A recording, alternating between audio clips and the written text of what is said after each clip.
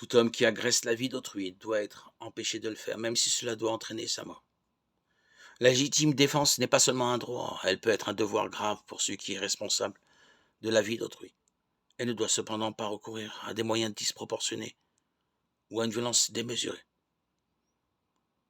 Toute peine infligée doit satisfaire 4 conditions pour être juste et appropriée. Elle doit réparer le désordre introduit par le délit, elle doit avoir pour but de défendre l'ordre public et la sécurité des personnes, elle doit permettre d'amender le coupable.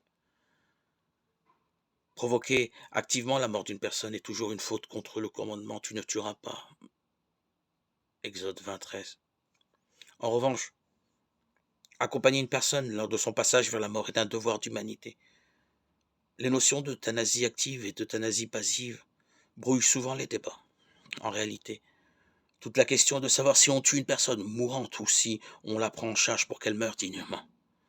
Assister activement à une personne en provoquant sa mort est une offense au 5e commandement tu ne tueras pas.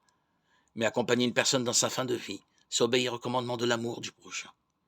Il s'agit ici, lorsque la mort d'un patient est considérée comme imminente, de cesser toute procédure médicale extraordinaire, onéreuse, disproportionnée avec les résultats attendus.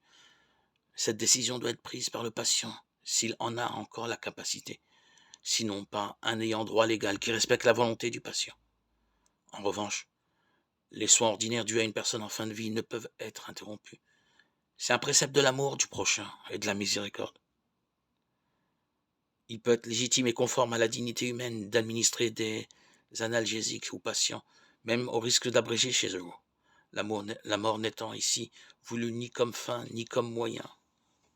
Les soins palliatifs et non l'euthanasie sont la réponse qui respecte la dignité humaine. Il consiste à mobiliser toutes les forces de l'imagination et de la solidarité face aux problèmes énormes qui se présentent à nous. Lorsqu'il n'y a plus aucune autre issue, quand la mort n'est plus considérée comme faisant partie de la vie, c'est la civilisation de la mort provoquée qui commence. Quand un être humain n'est plus en sécurité dans le sein de sa mère, où est-on encore en sécurité dans ce monde? Les chrétiens se marient, ils ont des enfants comme les autres, mais ils ne font pas périr des nouveau-nés. L'avortement, l'infanticide sont des crimes abominables.